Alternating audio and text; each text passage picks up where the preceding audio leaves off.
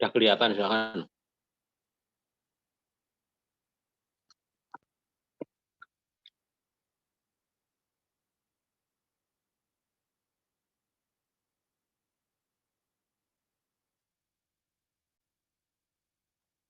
Assalamualaikum warahmatullahi wabarakatuh. Selamat malam Profesor M. Sutrisna dan juga kepada teman-teman. Pada kesempatan kali ini, kami dari kelas B akan mempresentasikan materi penyakit gangguan endokrin. Selanjutnya, materi akan disampaikan oleh rekan-rekan saya. Kepada rekan yang bertugas, waktu dan tempat dipersilakan.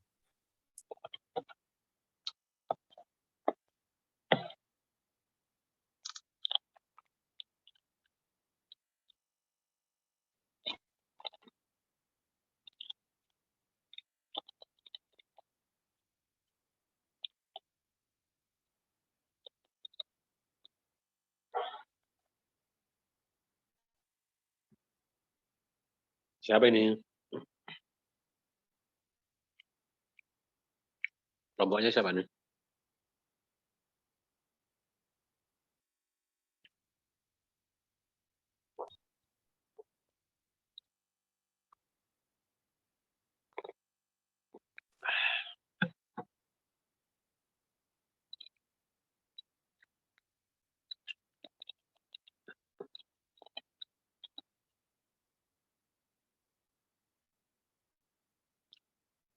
Yuk. Gimana?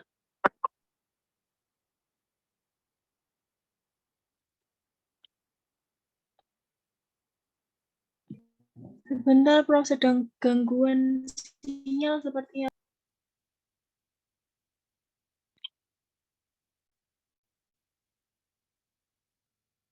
Temannya mengganti yang satu kelompok.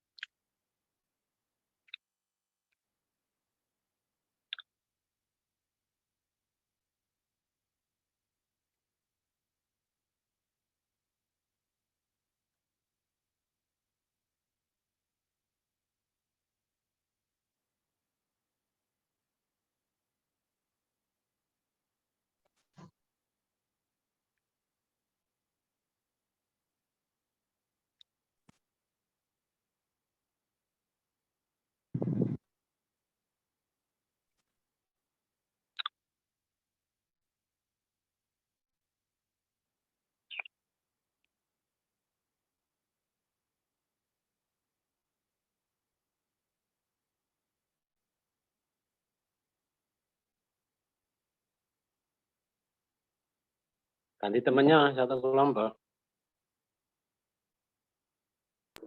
Iya, Prof.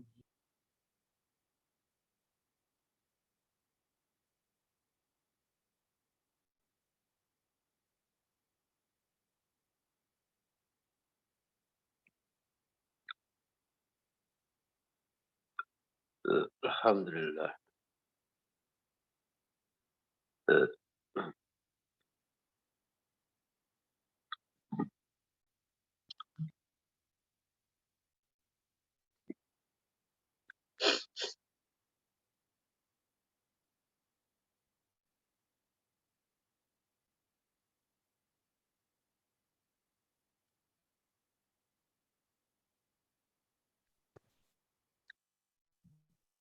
Baik, saya akan menggantikan teman saya, Profesor penyakit gangguan endokrin. Next. Pengertian dari gangguan endokrin adalah penyakit yang terkait dengan kelenjar endokrin pada tubuh. Sistem endokrin adalah jaringan kelenjar yang menghasilkan hormon yang merupakan sinyal kimia yang dikeluarkan melalui aliran darah. Next. Ada dua kategori gangguan endokrin. Yang pertama, penyakit endokrin yang terjadi ketika kelenjar memproduksi terlalu banyak atau terlalu sedikit hormon endokrin. Kondisi ini disebut ketidakseimbangan hormon.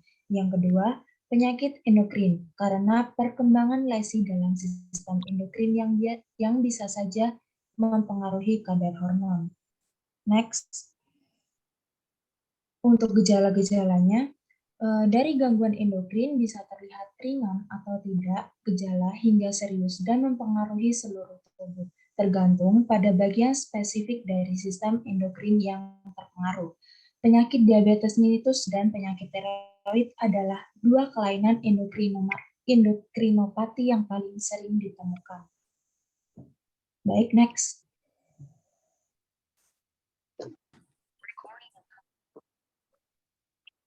Nah, untuk contoh penyakitnya, yang pertama ada diabetes mellitus, di mana gangguan sistem endokrin yang paling umum adalah diabetes mellitus.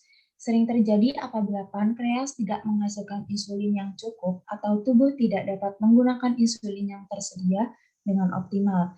Gejala diabetes sendiri meliputi haus atau lapar yang berlebihan, kelelahan, sering buang air kecil, mual, dan muntah. Kenaikan atau penurunan berat badan yang tidak disertai alasan serta perubahan pada penglihatan. Yang kedua, hipertiroid.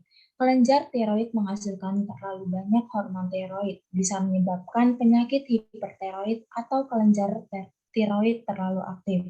Gejala hipertiroid ditandai dengan penurunan berat badan, detak jantung yang cepat, berkeringat, dan mudah gugup.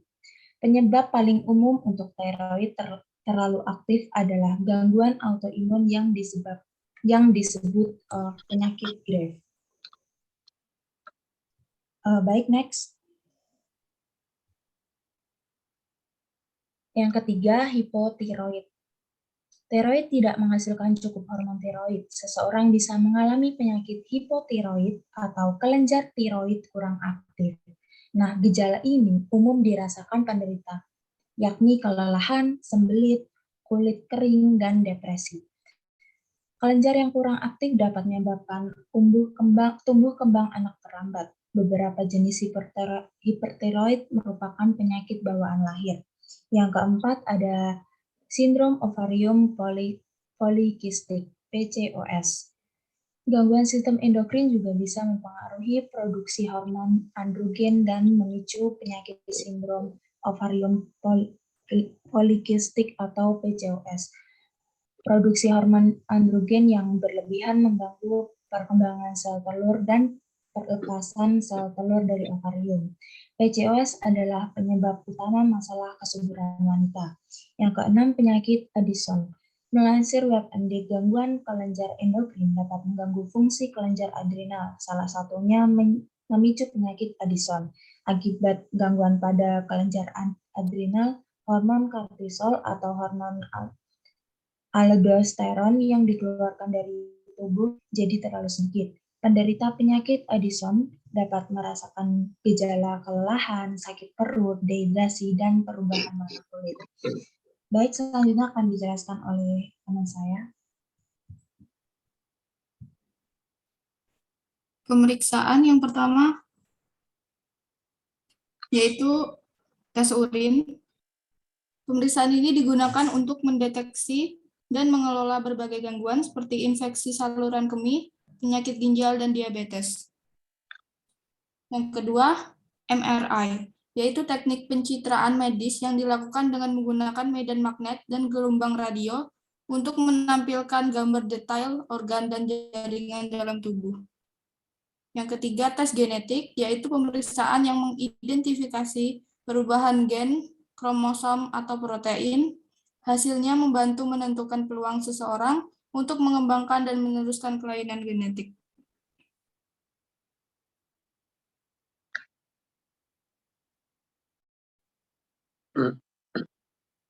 Nggak jalan PPT-nya ini. Sudah.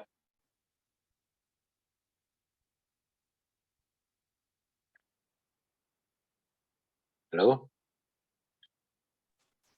Belum? Iya, Prof. Sudah atau masih nih?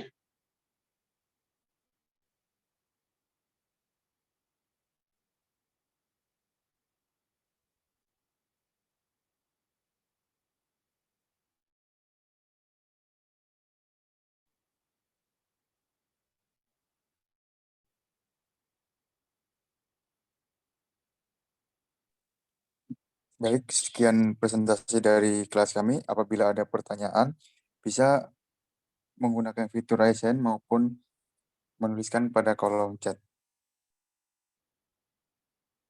Ya, silakan ada tanya enggak nih? Saya tambahkan ya. Jadi yang pertama, ini kan judulnya penyakit gangguan endokrin. Tubuh itu punya kelenjar endokrin dan eksokrin. Ya, apa bedanya kelenjar endokrin dan eksokrin itu? Kelenjar endokrin itu tidak mempunyai saluran khusus. Sementara kelenjar eksokrin itu mempunyai saluran khusus. Contoh dari kelenjar eksokrin itu misalnya kelenjar air mata yang disebut dengan glandula lacrimalis. Kelenjar itu bahasa terminologi medisnya namanya glandula ya. Glandula lacrimalis itu punya saluran khusus. Salurannya apa namanya? Ductus lacrimalis. Kelenjar air mata, maka air mata itu keluar lewat saluran itu terus keluar. Ya. Begitu juga dengan glandula mamae. Ya, dia punya saluran sehingga apa? Ductus mamae sehingga apa? Keluar ASI. Nah, endokrin itu tidak punya saluran khusus sehingga apa? Produk endokrin itu masuk ke dalam darah. Masuk ke dalam darah. Termasuk kelenjar eksokrin, kelenjar air liur. Kelenjar ludah itu eksokrin. Dia punya saluran khusus sehingga tidak ada air liur yang masuk ke dalam darah.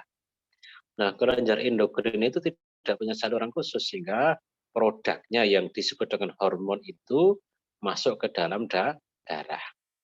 Nah, contoh dari kelenjar endokrin tadi disebutkan satu kelenjar tiroid, yang kedua kelenjar adrenalis, yang ketiga kelenjar pankreas. Nah, khusus pankreas itu dia satu organ yang merupakan kelenjar endokrin sekaligus kelenjar eksokrin. Ya. Artinya apa? Dia punya dua produk. Satu punya produk hormon, yang kedua punya produk enzim getah pankreas. Nah, hormon itu nanti yang masuk ke dalam darah, enzim pankreas masuk ke dalam saluran cerna, ya, lipase, amilase itu kelenjar fungsi dari kelenjar eksokrin pankreas. Sementara yang hormon insulin, hormon glukagon, ya, itu pankreas. Nah, kalau disebut dengan penyakit gangguan endokrin, berarti apa? Ada gangguan pada endokrin tersebut. Ini merujuk kepada gangguan yang sifatnya fungsional. Walaupun fungsional itu mungkin didahului dengan gangguan yang sifatnya anatomis. Ya, prinsipnya sebenarnya ada dua. Ada yang hiper, ada yang hipo. Hiperaktivitas, ada yang hipoaktivitas. Ya, misalnya pada yang hiperaktivitas kelenjar tiroid, ada yang hipoaktivitas kelenjar tiroid, ada yang hiperaktivitas kelenjar adrenal, ada yang hipoaktivitas kelenjar adrenal. Untuk yang diabetik itu adalah hipoaktivitas dari kelenjar pankreas gitu, ya. Nah, yang tiroid tadi ada hipertiroid, ada hipotiroid. Hipotiroid maksudnya hipoaktivitas, hipertiroid maksudnya hiperaktivitas. Gejalanya bagaimana? Nah, gejalanya maka merujuk kepada fungsi dari hormon itu. Apa fungsi hormon tiroid? Ya, fungsi hormon tiroid itu macam-macam, banyak. Metabolisme karbohidrat, lemak, protein. Nah, kemudian juga mempengaruhi irama jantung, frekuensi jantung. Sehingga orang yang hipertiroid itu cenderung frekuensi jantungnya cepat. Ya, sampai kalau cepat sekali namanya tirotoksikosis tiroid. Ya, sampai cepat sekali, bisa 150 kali per menit. Ya. Hiperaktivitas tiroid juga apa? Cenderung makan banyak, kemudian merasa gelisah, mudah gelisah, irritabel, mudah tersinggung, mudah berkeringat, itu kan ya. Sebaliknya hipotiroid kebalikan. Nah, hipotiroid kebalikan. Kulit kering, sembelit, lemas, ya, kurang aktif, ya. Itu gejala-gejala hipotiroid itu. Kedua-duanya secara fisiologis bisa menyebabkan pembesaran kelenjar tiroid. Tiroid itu gondok ya, tiroid itu gondok di sini. Artinya apa? Kita tidak bisa melihat ketika membesar itu hiper atau hipo, tidak bisa. Bisanya bagaimana tahunya? Kalau diukur kadar tiroid dan TSH namanya, thyroid stimulating hormone. Jadi fisiologisnya induk dari kelenjar, semua induk kelenjar itu adalah namanya hipofisis. Di atasnya hipofisis ada namanya hipotalamus. Jadi hipotalamus, hipofisis mengeluarkan hormon. Ya, kalau pada tiroid namanya thyroid stimulating hormone, TSH. Ya, kalau pada adrenal nanti mengeluarkan hormon apa? Kortikotropin hormon misalnya, adrenokortikotropin hormon, ACTH. Nah, ini hipertiroid dan hipotiroid. Sehingga taunya itu bukan dari pemeriksaan urin, tapi pemeriksaan kadar TSH dan T3, T4. Jadi produk dari kelenjar tiroid itu adalah T3 dan T4. T3 itu singkatan dari iodothyronin, T4 merupakan tiroksin. TSH itu apa? TSH itu hormon yang dikeluarkan hipofisis untuk merangsang kelenjar tiroid memproduksi T3 dan T4.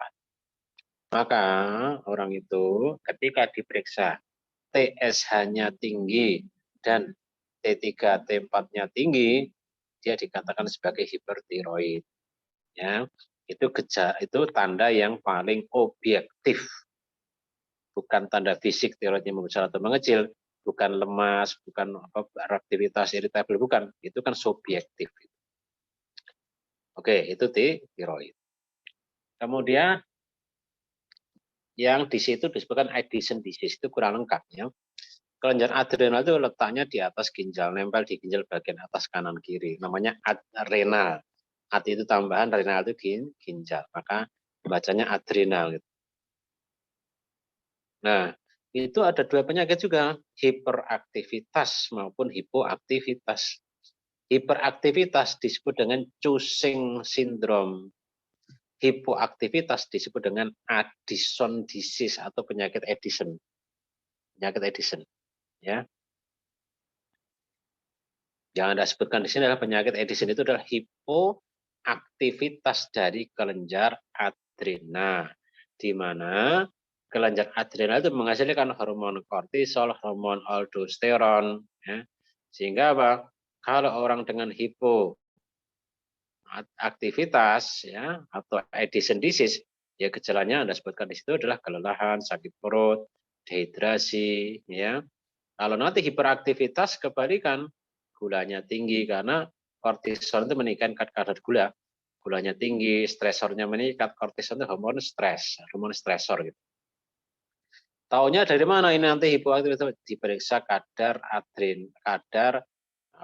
adrenal di dalam darah, hormon adrenal di dalam darah ya, hormon aldosteron dan hormon kortisol di dalam darah itu ya.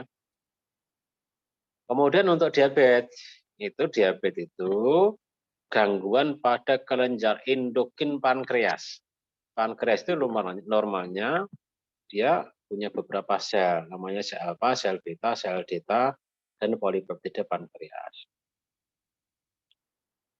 Diabetes mellitus itu terjadi ketika sel beta pankreas tidak optimal dalam menghasilkan insulin. Ya, tidak optimalnya bagaimana? Ya macam-macam, bisa infeksi, bisa keturunan yang kita tidak tahu sebabnya. Kalau keturunan kita tidak tahu sebabnya. Kebanyakan orang diabetes tidak tahu sebabnya. Atau saya diabetes itu kan ya.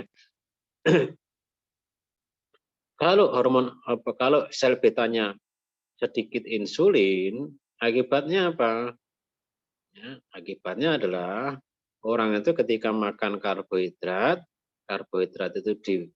itu merupakan polisakarida, polisakarida dirubah menjadi disakarida, disakarida dirubah di usus menjadi monosakarida yang diserap.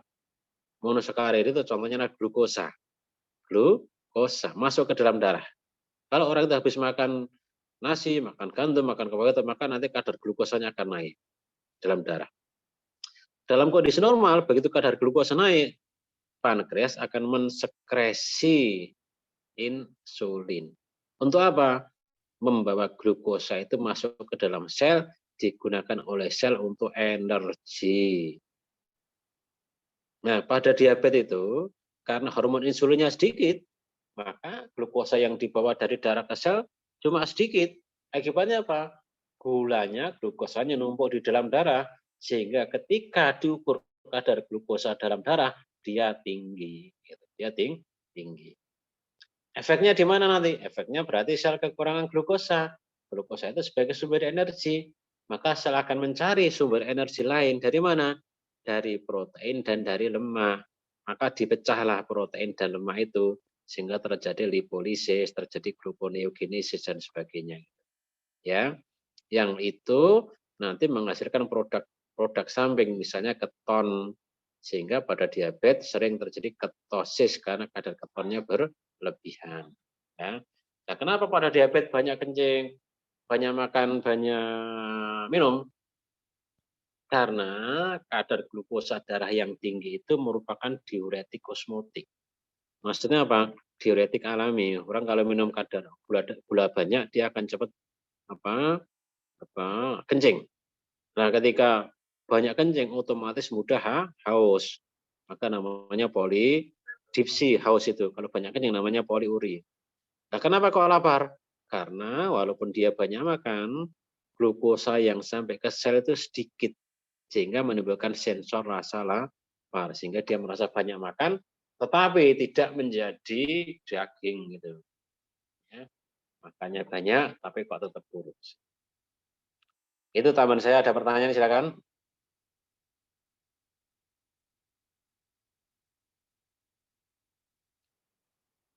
Ada materi kedua? Ada, Prof. Nah, silakan siapkan, saya ke belakang.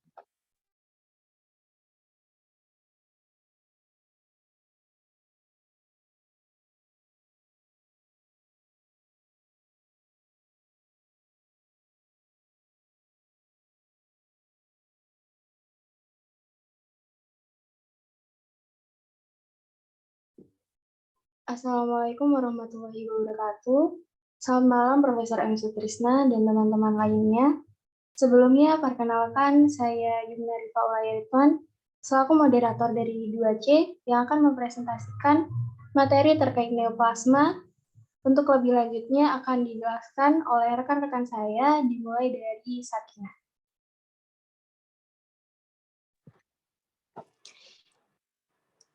Neoplasma. Next. Pengertian neoplasma.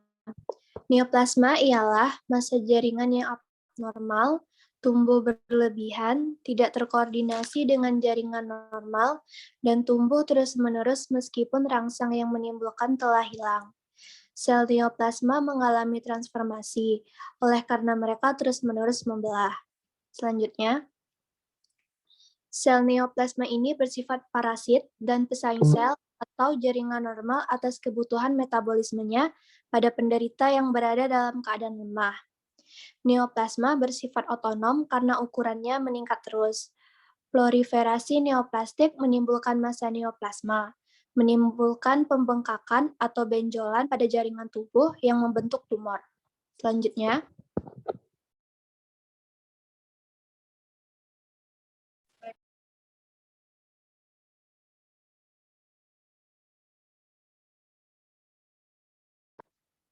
metabolisme sel neoplasma. Dalam metabolisme neoplasma ada beberapa hal yang penting untuk kita ketahui. Yang pertama yaitu sumber energi. Sel neoplasma mendapat energi terutama dari glikolisis anaerob karena kemampuan sel untuk oksidasi berkurang. Berbeda dengan sel-sel jaringan normal yang susunan enzimnya berbeda-beda. Maka susunan enzim semua sel neoplasma ialah kurang lebih sama atau uniform. Yang kedua, susunan enzim. Sel normal lebih mengutamakan melakukan fungsi yang menghasilkan energi dengan jalan katabolisme daripada pembiakan yang membutuhkan energi untuk anabolisme. Yang ketiga yaitu competitive struggle.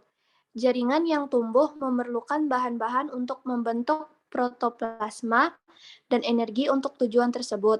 Sel-sel neoplasma agaknya diberikan prioritas untuk mendapat asam-asam amino, sehingga sel-sel tubuh lainnya akan mengalami kekurangan. Ini dapat menerangkan mengapa penderita tumor ganas pada stadium terakhir mengalami sasesia.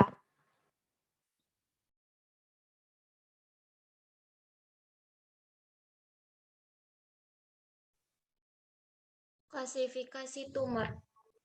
Klasifikasi atas dasar sifat biologik tumor. Klasifikasi atas dasar asal sel atau jaringan atau histogenesis. Next. Klasifikasi atas dasar sifat biologik tumor. Tumor jinak atau benigna. Tumor jinak tumbuhnya lambat dan biasanya mempunyai kapsul, tidak tumbuh infiltratif, tidak merusak jaringan sekitarnya, dan tidak menimbulkan anak sebar pada tempat yang jauh. Tumor jinak pada umumnya disembuhkan dengan sempurna, kecuali yang mensekresi hormon atau yang terletak pada tempat yang sangat penting. Kemudian tumor ganas atau maligna. Tumor ganas pada umumnya tumbuh cepat, infiltratif, dan merusak jaringan sekitarnya. Di samping itu dapat menyebar ke seluruh tubuh melalui aliran limfe atau aliran darah dan sering menimbulkan kematian. Kemudian intermediate. Di antara dua kelompok tumor jinak dan tumor ganas, terdapat segolongan kecil tumor yang mempunyai sifat invasif lokal, tetapi kemampuan metastasisnya kecil. Tumor demikian disebut tumor agresif lokal, tumor ganas berderajat rendah. Contoh, karsinoma sel basal kulit. Next.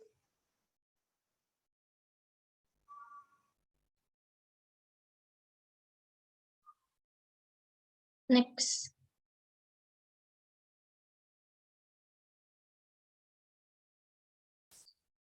Klasifikasi atas dasar asal sel atau jaringan atau histogenesis. Neoplasma berasal sel totipoten.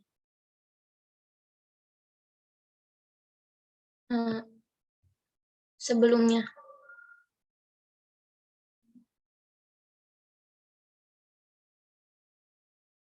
Neoplasma berasal sel totipoten. Sel totipoten ialah sel yang dapat berdiferensiasi ke dalam tiap jenis sel tubuh. Contoh, zigot yang berkembang menjadi janin. Paling sering sel totipoten dijumpai pada gonad, yaitu sel germinal. Kemudian, tumor sel embrional pluripoten. Sel embrional pluripoten dapat berdiferensiasi ke dalam berbagai jenis-jenis sel dan sebagai tumor akan membentuk berbagai jenis struktur alat tubuh.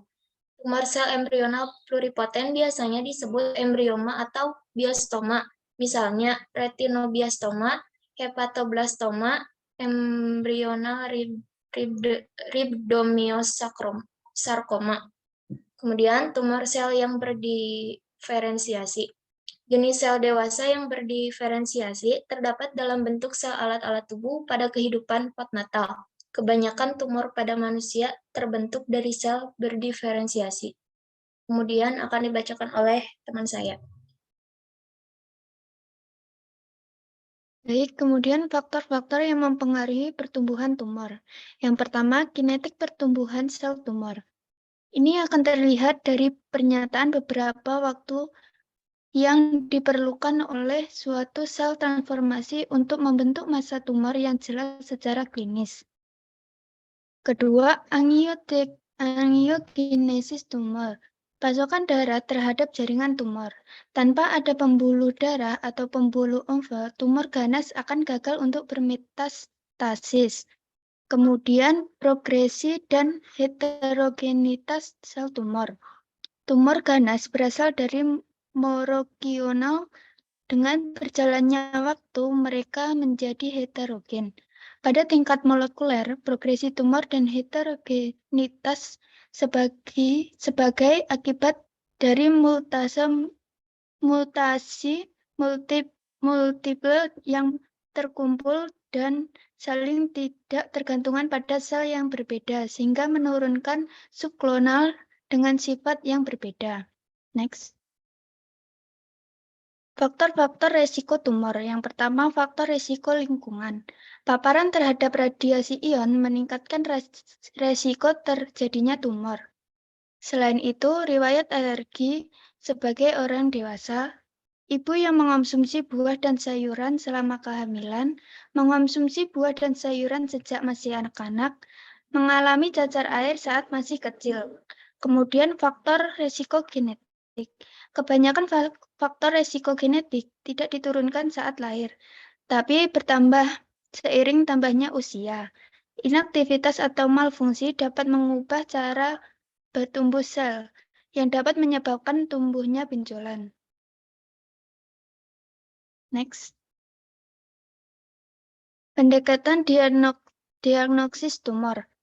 Kecurigaan klinis. Kecurigaan diagnosis kanker ialah badan lemah, anoreksia, berat badan turun. Menegakkan diagnosis dengan cara riwayat penyakit. Diagnosis lab kanker. Pemeriksaan histopatologi dan sitologi. Diagnosis histopatologi adalah cara yang pasti untuk menegakkan diagnosis neoplasma.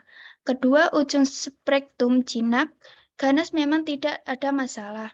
Tetapi di antara keduanya terletak daerah abu-abu, daerah yang sukar, dan sebaiknya kita bijaksana dan hati-hati. Selanjutnya akan dibacakan oleh teman saya.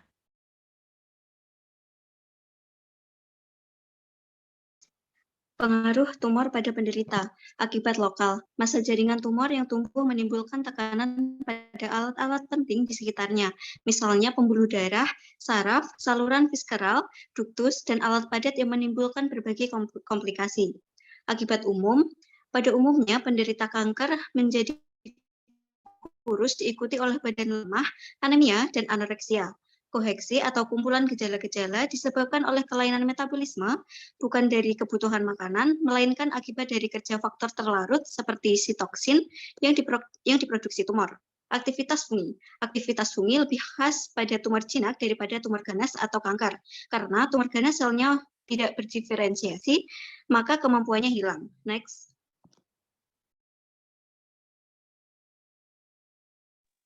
Penyebab tumor ganas. Dua yang dimiliki oleh sel tumor ganas atau kanker ialah kemampuan untuk menginvasi jaringan setempat di mana tumor ganas itu tumbuh atau menyebar ke tempat yang jauh dari tumor induk. Invasi dan metastasis merupakan sifat biologis utama tumor ganas. Segala sesuatu yang menyebabkan terjadinya kanker disebut karsinogen. Dan berbagai penelitian dapat diketahui bahwa karsinogen dapat dibagi ke dalam 4 golongan, yaitu 1. Bahan kimia, 2. Virus, 3. Radiasi, bentuk ion dan non-ionisasi, yang 4.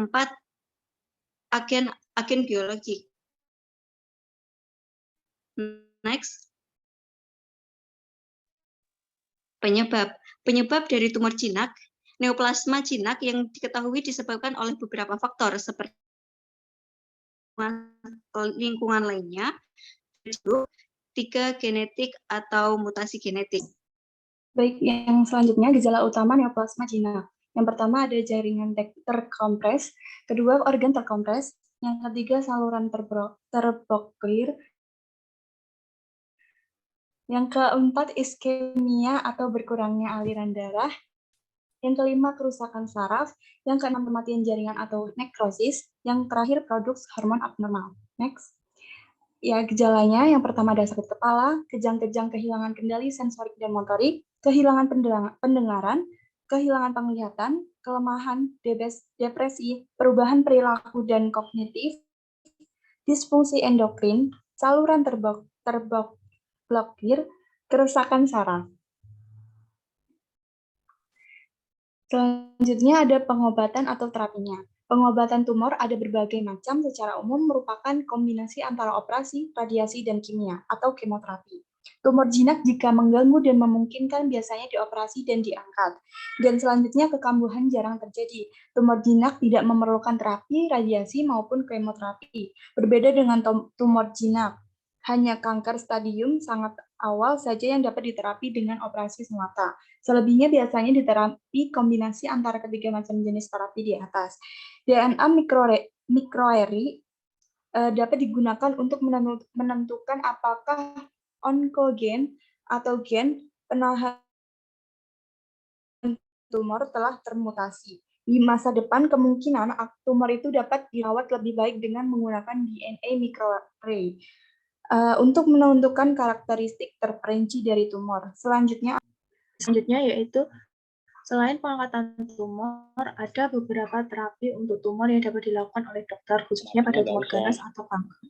Nggak usah terapi, ya, nggak sampai ke situ ya. Baik, selanjutnya. Ya, ini saya tambahkan ya. Namanya neoplasma. Dari kata neo itu baru, atau kalau bahasa Inggris new kan. Bahasa Latin, bahasa medisnya neoplasma itu sel. Kita mengenal sitoplasma, endoplasma itu plasmanya maksudnya sel. Artinya apa? Ada sel baru. Sel baru itu yang disebut dengan kanker atau tumor. Jadi neoplasma itu merujuk kepada pertumbuhan sel baru. Ya. Nah, nanti penamaan neoplasma itu terminologinya pakai akhiran oma-oma. Misalnya, tadi kan ada pluripoten sel yang berdiferensiasi. Ya. Misalnya, kalau sel yang berdiferensiasi misalnya terkena tumor itu sel lipid, maka kalau dia jinak namanya lipoma. Ya. Kalau hepatoma. Gitu kan ya. Lipid, lipoma, hepatoma, retinoblastoma misalnya. Ya. Kalau ganas, maka akhirannya ditambah dengan sarkoma dan karsinoma. Misalnya, sel yang terkena sel lipid, kalau jinak lipoma, kalau dia menjadi ganas, namanya liposarkoma. Ya, liposarkoma. Tapi kalau itu jaringannya adalah jaringan dari epidermoid, tambahnya karsinoma. Ya. Misalnya apa?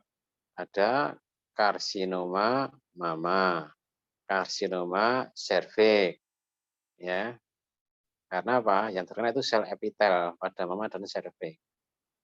Intinya kalau ada sarkoma dan karsinoma, berarti itu ganas, ya, ganas. Nah, apa yang membedakan ganas dan jinak itu? Jinak itu sel-sel tumor yang baru tadi dia berada dalam satu cangkang, satu kapsul. Sehingga dia tidak bisa menyebar ke tempat yang jauh. Dia hanya desak-desak ke sekitarnya. Karena ada kapsul tadi gitu. Sehingga apa? Tumor itu bisa besar, tapi relatif tidak mematikan. Apakah tidak bergejala? Bergejala tergantung dari lokasi. Karena apa? Lokasi itu nanti berkaitan dengan organ yang terdesak. Misalnya, tumor pada tulang mandibula. Itu nanti kalau dia terdesak, maka tulangnya bisa patah gitu. Ya. Tumor jinak tapi pada kulit, pada lengan, ya tinggal penampilannya bisa besar tapi relatif tidak bergejala secara fungsional, hanya secara estetika. Tapi kalau tumornya di hepatoma walaupun dia jinak, tentu nanti fungsi-fungsi heparnya akan terganggu. Ya. Jadi kematiannya akibat fungsi hepar yang terganggu dan nanti mendesak pada ginjal kanan terutama, ya, karena membesar gitu. Nah, ciri ganas itu ketika sel tumor itu tidak ada kapsulnya, tidak ada cangkangnya. Akibatnya apa? Sel itu bisa menembus, namanya infiltrasi ya, kepada sel-sel sekitarnya, bahkan dia bisa hidup di antara sel yang normal. Nanti membelah diri, itu namanya infiltrasi. Yang kedua, sel juga bisa menyebar lewat aliran pembuluh darah dan aliran limfe. Penyebaran sel lewat aliran darah namanya penyebaran secara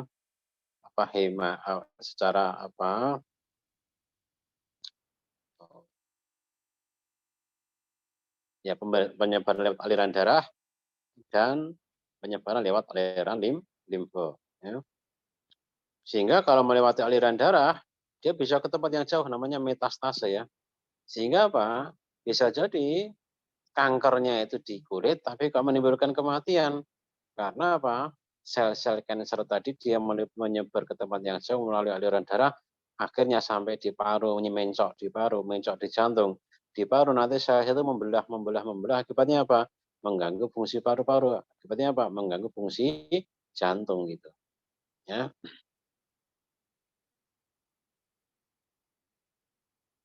Itu namanya metastase. Ya. Jadi perbedaan jinak dan ganas seperti itu. Yang tadi belum disinggung-singgung tadi saya sebenarnya ingin Anda ketemu tentang namanya hallmark of cancer. 6 patofisiologi terjadinya kanker secara molekuler. Ya. Misalnya begini. Sel itu dalam kondisi normal dia bisa tumbuh ketika ada sinyal dari luar. Nah, sel tumor tidak seperti itu. Dia bisa menghasilkan sinyal sendiri untuk tumbuh terus-menerus. Tumbuh terus-menerus tanpa batas. Itu yang pertama. Yang kedua, dia bisa menghindari namanya apoptosis. Apa itu apoptosis itu? Sel yang normal itu punya masa hidup. Ketika sudah waktunya meninggal, sudah tua sel itu dia bisa mati. Namanya apoptosis. Namanya programmed dead cell. Kematian sel yang terprogram. Nah, sel kanker itu bisa menghindari apoptosis itu. Sehingga apa? Sel kanker itu bisa tumbuh terus-menerus. Bersifat progresif. Tentu progresivitasnya berbeda-beda di antara kanker yang satu dengan kanker yang lain.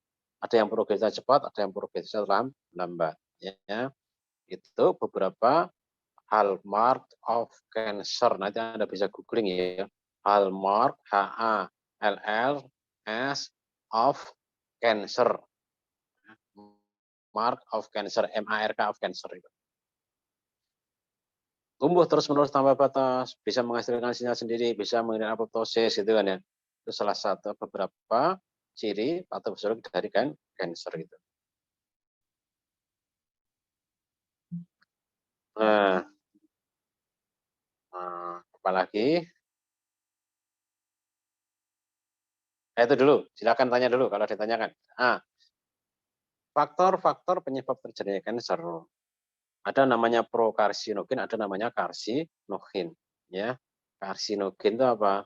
Karsinogen itu senyawa-senyawa yang bisa menyebabkan kanker. Kalau prokarsinogen, kondisi-kondisi yang memudahkan terjadinya kanker.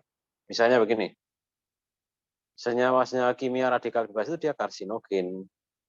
Ya, kalau prokarsinogen misalnya usia tua itu termasuk prokarsinogen ya. Jadi kondisi-kondisi. Ya. Kemudian ada istilah karsinogenesis. Apa karsinogenesis? Proses pembentukan kanker. Ya. Kebanyakan kanker awali dari adanya masalah pada DNA, masalah pada repair DNA, atau mudahnya adanya mutasi pada DNA. Setiap saat ada namanya point mutation pada DNA kita yang kita tidak sadar. Kita tidak sadar.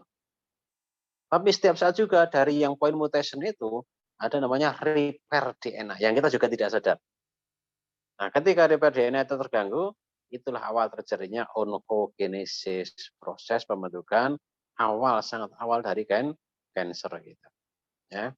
Nah, maka kemudian tadi ada faktor lingkungan, misalnya orang-orang terpapar asap, sate itu bisa mudah kanker nasofaring misalnya. Maksudnya bukan mudah tapi salah satu faktor, itu salah satu penelitiannya itu. Orang terkena asap rokok itu salah satu faktor terkenanya CA paru, itu lingkungan. Yang kedua makanan, diet tadi ya, diet tadi banyak senyawa kimia dan sebagainya. Dan yang ketiga genetik, walaupun dia bukan penyakit diturunkan, bukan kongenital, bukan hereditar, tapi faktor genetik itu berpengaruh gitu ya.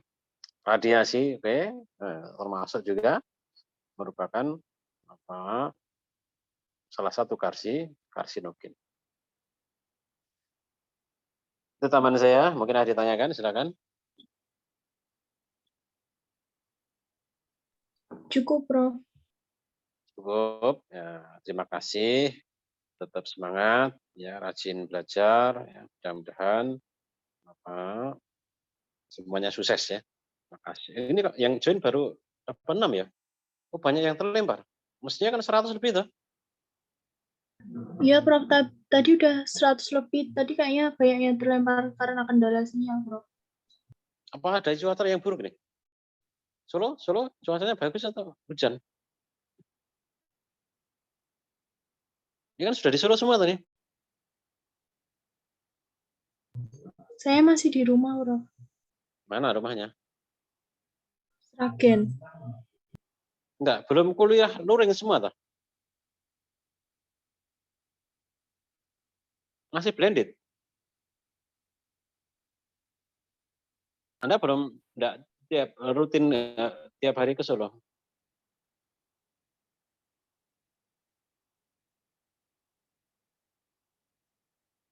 Izin Prof, ada beberapa yang sudah pulang Prof.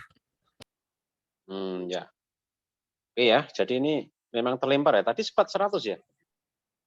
Iya, tadi sudah 100 lebih, Prof. Oh iya. Saya khawatirnya kok tidak join. Oke, tetap semangat, rajin belajar. Terima kasih. Rajin sholat malam, jangan lupa. Dan yang laki-laki sholatnya di masjid ya. Terima kasih. Assalamualaikum warahmatullahi wabarakatuh. Waalaikumsalam. Waalaikumsalam warahmatullahi wabarakatuh. Terima kasih, Prof. Terima kasih, Prof. Warahmatullahi wabarakatuh. Terima kasih, Prof. Terima kasih, Prof.